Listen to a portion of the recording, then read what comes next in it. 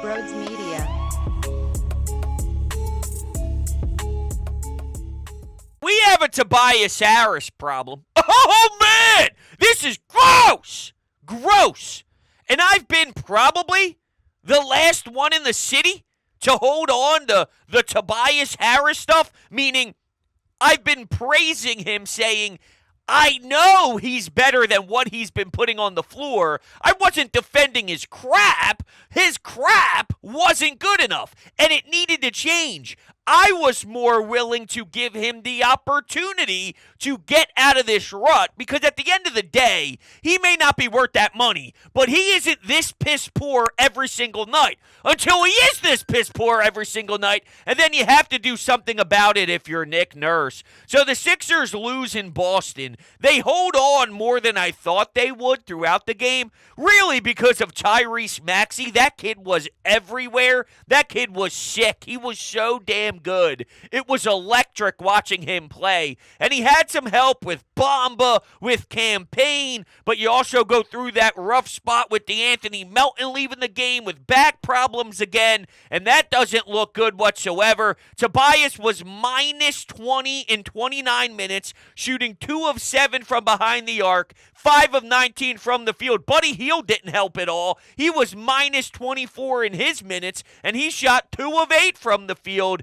2 of 7 from behind the arc. You can't live without Buddy Hield chucking them and making them from behind the arc right now because, well, you're so damn desperate, and a lot of your offense is going to be Buddy Hield, whether you like it or not. It's not good that you have to rely so deeply on it, but you really don't have much of an alternative when Tobias stinks like this, and Kyle Lowry only made 1 field goal in his 20-plus minutes or so. He played a total of, what did he play? 23 minutes, 1 field goal made. Ricky Council, of course, that's a name that people are excited about, and fine, I got no issue with trying anything at this point. There's nothing to lose here, right? I mean, you're going through the motions, as a fan, that is, me, watching the regular season without Joel Embiid. You want to get weird, you want to get awkward, you want to do something that maybe we didn't plan on doing prior to the Joel Embiid injury, or whatever, fine, I don't care. You want to sit Tobias Harris? I don't care, because playing Tobias Harris hasn't been helping with any sort of victories right now. So let's see what can happen if you change some things. That's it. The fact that this was actually a 2-point game in the fourth quarter is mind-blowing. Campaign hit 2 threes in a row, and then, weirdly enough, Tobias hit one of his own, and it was cut to 2 points, but they just didn't have enough firepower to keep up with the Celtics run and Jason Tatum, and, you know, I didn't expect this thing to be close whatsoever. I projected it to be a blowout at some point, and it is what it is, but they held on. They did. They were in there. They fight. They do. They just don't have enough horses, unfortunately, when the guy that isn't there anymore is what is supposed to stop everyone defensively. When I watch other teams target the rack and when they attack the paint, my first instinct every single time is, well, Joel Embiid's presence would have stopped that. Just his presence, him standing there, him being around, the awareness of the opposing squad knowing, well, hold on a second, the big fella will eat me alive. You don't even attack anymore. Now you can do whatever you want. You can do whatever you want. Can you live in a world where Joel Embiid is back and he plays well, super well, very good actually? So he's back, he feels great, his knee's all right, he's conditioned, we're in the playoffs, they win the first round, they're in the second round. And if you get this version of Tobias, and I like Ricky Council a lot. I think we all like Ricky Council a lot. The dude's showing energy. He's showing he can play. It's exciting. It's different. Came out of nowhere. Awesome.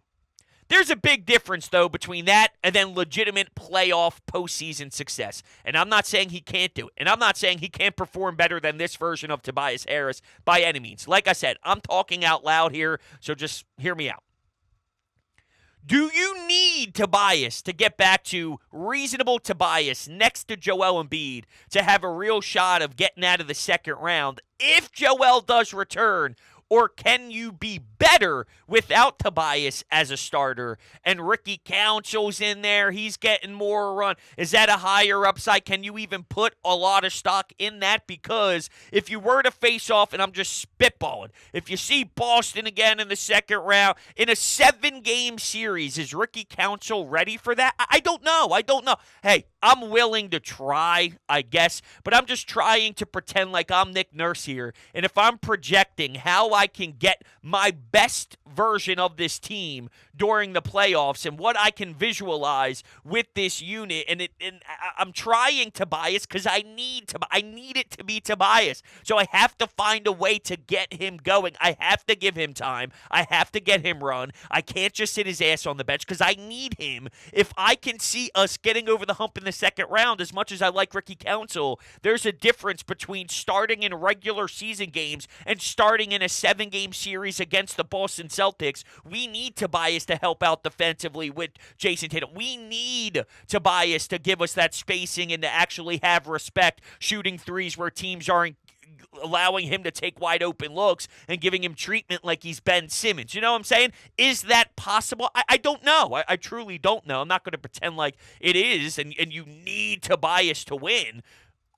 I don't know. I truly don't know. And we did get a little bit of an update on the current status of Joel Embiid. Woj spoke yesterday on, what was it, The Jump? It was one of those ESPN shows. So I'll pull up the audio in just 1 second here so we can hear what he had to say on Joel. He's going to get reevaluated soon here, although the phrase reevaluated and the 76ers, they never sit in a comfortable spot for me. Whenever I hear it, I get pretty nauseous, and then I think I'm going to throw up, and it's a whole disaster, honestly.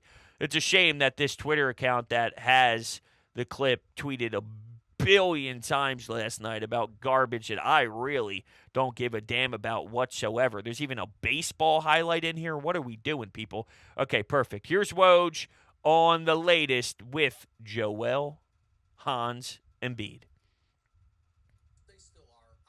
Oh, what do you know? How many times do you think I do that where my audio isn't set up the right way? Seriously, how many times? A billion? They still are optimistic that they can get him back. I think there's some hope, that they can get him back on the court by sometime in late March, back starting to get into condition.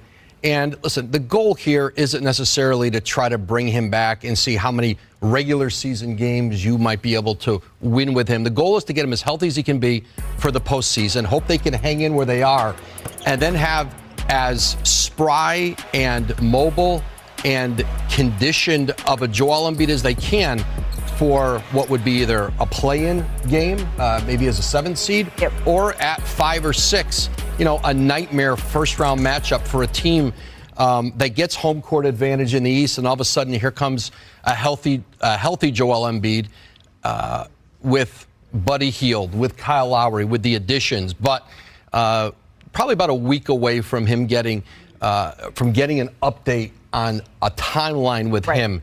But I think there's still optimism in Philly that we will see Joel Embiid again this season. All right, that's good. I mean, optimism that we see him back on the floor matters to me. It really does. Now, it actually made me very, very upset to hear about the potential the play-in round. The play-in round. Oh, my God. We live in a world now where we're discussing the play-in round. You know what would be funny of this whole thing? And this would never happen, but it would just be so Sixers.